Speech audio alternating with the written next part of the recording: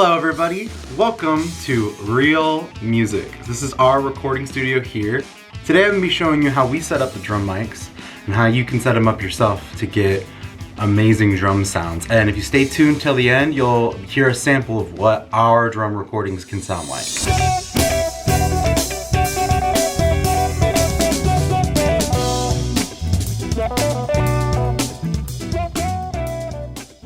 So what I have here is the drum mics that we use. We use every single one of these, believe it or not, to get a nice drum sound. And actually one more that you don't see. So what I have is I have an AKG Live drum microphone set. It's got 4 dynamics, 2 condenser, and then a large kick dynamic.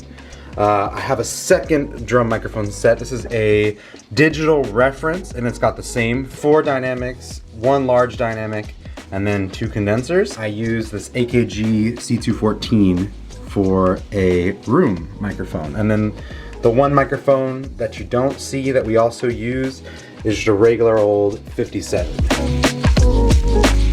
Before I go ahead and wire all of these mics up, I want to show you how I set things up. Now remember that this is for a studio environment. This might not work out as well in a live environment. And also you might not have this many mics or this many channels you can spare to put this many mics on a drum set. So I'm gonna talk about how I might do this if this was a live situation and how I am doing it here in the studio.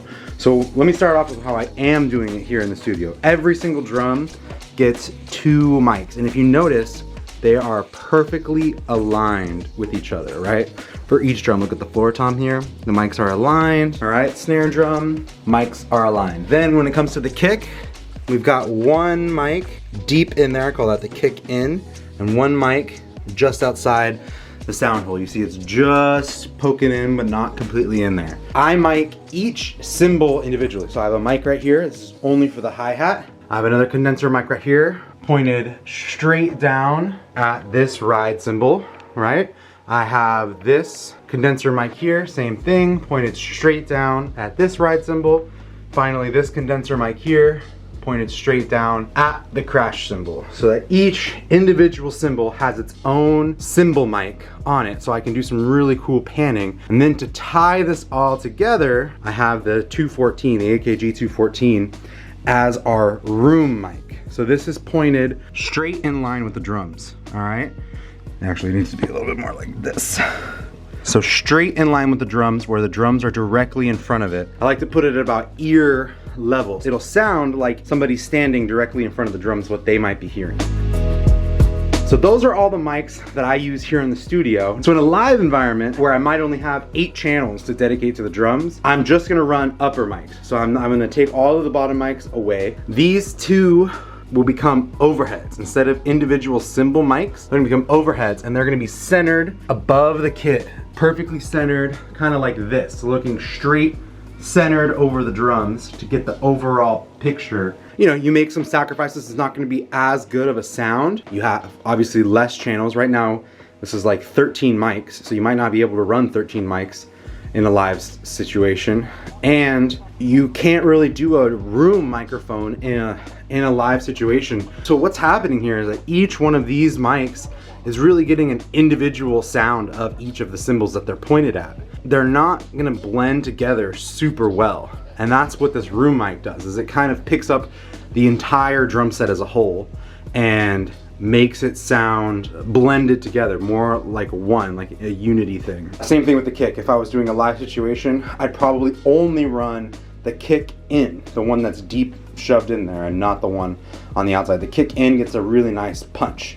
Now I'm gonna take a minute, I'm gonna wire all these mics up, plug them all into my snake over here, and then I will show you how I get gain levels for every single microphone and how I want it to sound, and then I will show you a sample of what this sounds like.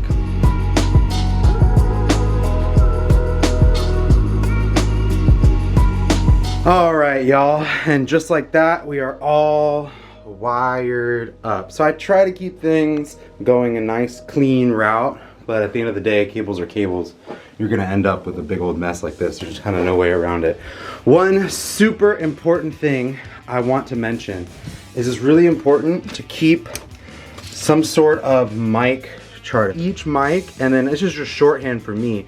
So I know what input has what mic connected to it. So like input 1, hi-hat. Input 2, this is a left ride cymbal. 3, snare top. 4, snare bottom. Right? Each input, each mic, I know which input it corresponds to. So that way later when I'm in the DAW, when I'm in the program, it'd be much easier for me to know what I'm doing. And in terms of plugging them in the order, it doesn't really matter. I just go like left to right.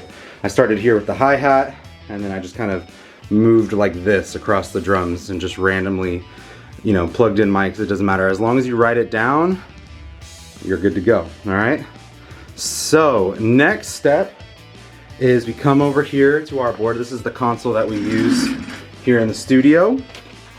And what I do is I'm gonna select all of my channels, unmute that puppy, and then you go through, you look here, and you see which ones are gonna need phantom power. So which condensers, right? So like my hi-hat number 1 needs phantom power. I already have it engaged.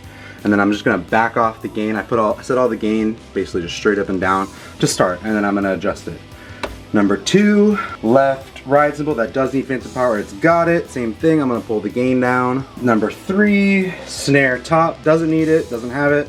Number 4, oh, pull the gain down. So remember, I get all the gain to just be there. Number 4, snare bottom, doesn't need it, pull the gain down. So now I have all 13 mics good to go, with the appropriate ones having phantom power and the appropriate ones not. You can see that they're all starting to make noise. If I go, ah! You see how they all reacted? Ah! So they're all plugged in and good to go. I have all of the faders set to unity gain. So now we're gonna get to gain setting. You can see that it's already reacting. You can see it there. This is a beautiful app. It's called Mixing Station, and it connects to our board. Normally, setting gains would be a 2-person job. You need one, the engineer sitting at the board adjusting gain, and then you would need the musician, the drummer, to play and to test everything. Now, I can be here testing things and checking the gain right here. So like, this is actually 2 crash cymbal.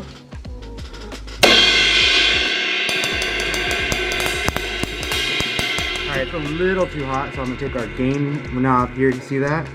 Just gonna bring it down just a little bit.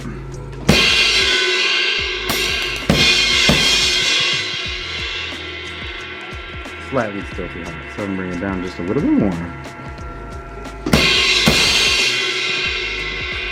That's good. And I just continue on like this for all the rest of them, so I'm not gonna bore you with that, but I am gonna go through them all, and then you'll hear a good sample. Here we go.